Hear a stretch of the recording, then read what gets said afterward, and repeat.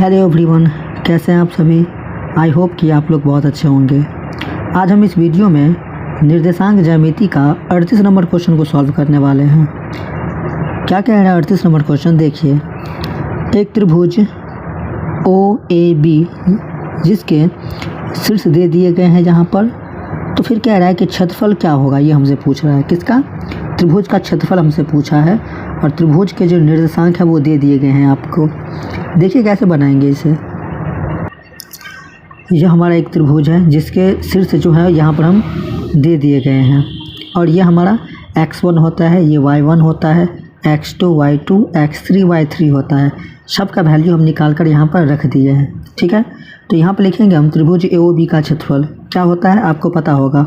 1/2 बड़ी कोष्ठ x1 y2 minus y3 into plus में x2 y3 minus y1 plus में x3 y1 माइनस y2 होता है। ये त्रिभुज का क्षेत्रफल। अब यहाँ पर हम क्या करेंगे, यहाँ पर हम x1 y1 x2 और x3 y3 इस सब का क्या करेंगे, हम यहाँ पर वैल्यू रखेंगे, ठीक है। तो हम क्या किए, यहाँ पर फॉर्मूला के according x1 x2 x3 y1 y2 y3 सब का वैल्यू यहाँ पर हम पुट कर दिए। अब देखिए यहाँ से हम क्या कर सकते हैं। 1/2 बड़ी कोष्ठ, देखिए माइनस b में हम अगर 0 को घटाए तो क्या होगा, माइनस का b होगा। माइनस b से अगर मैं a को गुना करूँ तो क्या होगा, माइनस का a इंटू b हो जाएगा, ठीक है। b को 0 से घटाए तो b ही होगा। फिर b को अगर मैं 0 से गुना करूँ तो क्या हो जाएगा, पूरा टर्म ये 0 हो जाएगा। इसकी बात हटाइए। अगर मैं 0 में से 0 गया तो 0, उस 0 को उस 0 से गुना करूँ फिर भी क्या आएगा, 0 आएगा, ठीक है। तो ये टर्म भी हमारा 0 हो गया। तो फाइनल क्या बना हमारा, तो फाइनल हमारा बनेगा 1/2। यहाँ पर माइनस यहाँ भी लगा सकते हैं या फिर यहाँ भी लगा दिए, माइनस 1/2 a इंटू बी, या इसको ऐसे भी लिख सकते हैं माइनस a/b इंटू 2, ठीक है। यही हमारा क्या हो जाएगा, फाइनल आंसर हो जाएगा। आपको एग्ज़ाम में ये सब करने की कोई ज़रूरत नहीं है। जब 2 नंबर में पूछे तब ये सारी चीज़ें करना है, बाकी आपको डायरेक्ट बनाना है। फॉर्मूला भी नहीं लिखना है ऑब्जेक्टिव में, डायरेक्ट आपको मारना है, ठीक है। आइए 39 नंबर क्वेश्चन को अच्छे से समझते हैं। बिंदु -4,3 जो है वो स्थित किस पाद में है ना। बोल रहा है कि -4 और 3 जो है वो किस पाद में स्थित है, हमें बताना है। प्रथम, द्वितीय, तृतीय या चतुर्थ। आइए अच्छे से समझते हैं इसको। -4 और 3, देखिए हमें पता है, हमें क्या पता है कि फर्स्ट क्वाड्रेंट में प्लस और प्लस आता है, ठीक है। ये x अक्ष जो है वो प्लस में होता है और ये y भी प्लस में होता है। ये y डैश माइनस में और x डैश भी माइनस में होता है।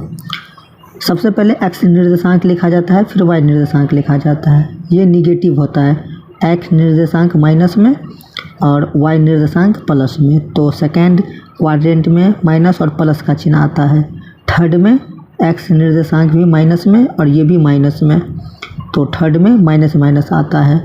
फोर्थ की अगर हम बात करें तो x निर्देशांक प्लस में और y डैश निर्देशांक क्या होता है, माइनस में होता है। ये और ये माइनस में और ये प्लस में। तो पहले x निर्देशांक के साइन को लिखेंगे, फिर y निर्देशांक के साइन को लिखेंगे हम, ठीक है। तो अब हमसे पूछ रहा है कि -4 और 3 किस क्वाड्रेंट में है। तो आपको क्या करना है, जब भी इस तरह से क्वेश्चन आए कि किस पाद में है या चतुर्थांश में है, पाद और चतुर्थांश दोनों का अर्थ यही होता है, ठीक है। तो क्या करना है आपको, क्या संख्या है उस पर ध्यान नहीं देना है आपको, केवल चिन्ह पे ध्यान देना है। तो माइनस यहाँ पर है और यहाँ पर कुछ नहीं है, मतलब यहाँ पर क्या है, प्लस है। तो आप दिमाग लगाइए आपके माइनस और प्लस किस चतुर्थांश में है, किस पाद में है। तो माइनस और प्लस जो है वो द्वितीय चतुर्थांश में है। किस में, द्वितीय चतुर्थांश में है, ठीक है। इसी तरह से आपको करना है, केवल साइन पे ध्यान देना है, न कि अंक पे या संख्या पे, केवल साइन पे। तो द्वितीय चतुर्थांश क्या हो जाएगा, फाइनल आंसर हो जाएगा, ठीक। 40 नंबर क्वेश्चन है कि बिंदु 13,19 से x अक्ष पर डाले गए लंब की लंबाई क्या होगी। कौन कौन बिंदु, 13 और 19, अक्ष कौन सा होगा, x अक्ष पर डाले गए लंब की हमें लंबाई बताना है क्या होगा, ठीक है। बिंदु हमारे पास 13 और 19 है, ठीक है। मान लीजिए कि ये हमारा एक्स अक्ष है, ये एक्स निर्देशांक होता है और ये वाई निर्देशांक होता है। एक्स पर हमें 13 जाना है, मान लीजिए कि यहाँ पर कहीं 13 आ गया, ठीक। और वाई पर 19 जाना है, मान लेते हैं कि वाई पर 19 कहीं पे यहाँ पे आ गया, ठीक है। तो ये हमारा 13 एक्स अक्ष पे और 19 वाई अक्ष पे, ठीक है। यह हमारा 13 हो गया और ये 19 हो गया। तो इसको जब मैं मिलाऊंगा तो कहाँ पे आकर मिलेगा, ये यहाँ पे एक बिंदु बनेगा 13 और 19 का, ये 13 और 19। तो बोल रहा है कि एक्स अक्ष पर इस बिंदु पर डाले गए जो लंब है वो किसके, उसकी लंबाई क्या होगी। तो एक्स अक्ष से इस बिंदु की जो लंबाई है वो क्या हो जाएगा, 19 ही होगा। क्या होगा, 19 होगा, ठीक है। एक्स अक्ष से 19 ही उसकी लंबाई होगी। तो 19 हमारा क्या होगा, फाइनल आंसर हो जाएगा। 41 नंबर क्वेश्चन है कि बिंदु -3 और -5 किस चतुर्थांश में स्थित है। चतुर्थांश बोले या पाद बोले, बात बराबर ही होता है। अभी थोड़ी देर पहले बताए थे कि जब भी इस तरह से क्वेश्चन आए तो आपको केवल साइन पर ध्यान देना है। अब दिमाग लगाइए, आपके माइनस और माइनस अंक पे ध्यान नहीं देना है, केवल साइन पर। तो माइनस और माइनस किस चतुर्थांश में आता है, तो तृतीय चतुर्थांश में आता है। ऑप्शन नंबर सी हमारा करेक्ट आंसर आता है, होगा। प्रथम चतुर्थांश में कौन सा चिन्ह आता है, प्लस और प्लस। द्वितीय में माइनस और प्लस, तृतीय में माइनस और माइनस, चतुर्थ में प्लस और माइनस आता है, ठीक है। चलिए नेक्स्ट क्वेश्चन देखते हैं। 42 नंबर क्या है, किसी बिंदु एक्स अक्ष से दूरी इस बिंदु का क्या कहलाता है। किससे बोल रहा है, एक्स अक्ष से उस बिंदु का, मतलब कौन सा, वाई बिंदु का। देखिए बिंदु हमेशा दो रूप में होता है, एक्स और वाई रूप में होता है, ठीक है। और इसे हम कहते हैं भुज कहते हैं, और इसे क्या कहते हैं हम, कोटि कहते हैं। और इसी को हम कहते हैं एक्स निर्देशांक भी कहते हैं, या नियामक आप कहिए। इसी को क्या कहते हैं हम, वाई निर्देशांक या नियामक कह सकते हैं आप। क्या बोल रहा है कि एक्स अक्ष से दूरी उस बिंदु का क्या कहलाता है।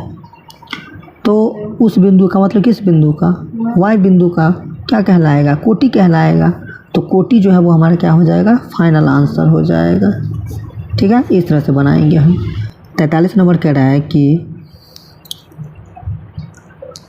यदि वृत्त के व्यास के सिरों के नियामक दे दिया है आपको, तो उसके केंद्र का नियामक क्या होगा। क्या दिया है, वृत्त के व्यास के सिरों का निर्देशांक या नियामक कहिए, वो दे दिया है आपको। निकालने के लिए क्या बोल रहा है, केंद्र का नियामक। बहुत आसान क्वेश्चन है, देखिए कैसे सॉल्व करते हैं हम इसे। यह हमारा वृत्त है और यह क्या है, व्यास है, ठीक। इसके सिरे का नियामक दे दिया, ये हमारा सिरा है और ये भी सिरे है, अंतिम छोर। उसका नियामक दे दिया है हमारा, और केंद्र का निर्देशांक बोला है। तो ध्यान से आप देखिए कि ये केंद्र कहाँ आ रहा है, बीचों बीच आ रहा है ना ये केंद्र। तो हम इसको ऐसा नहीं कह सकते कि ये मध्य में है ना, बीच में है, मध्य में है। तो मध्य बिंदु का फॉर्मूला लगाइए, आराम से बन जाएगा। देखिए हम जानते हैं कि ये हमारा क्या है, x1 है, ये क्या है हमारा y1 है, यह क्या है x2 है, और यह क्या है y2 है। तो मध्य बिंदु का फॉर्मूला लगा दीजिए, किसका, मध्य बिंदु का। मध्य बिंदु बराबर क्या होता है, x1 प्लस x2 बट्टा 2 कॉमा y1 प्लस y2 बट्टा 2। इसका फॉर्मूला है मध्य बिंदु का।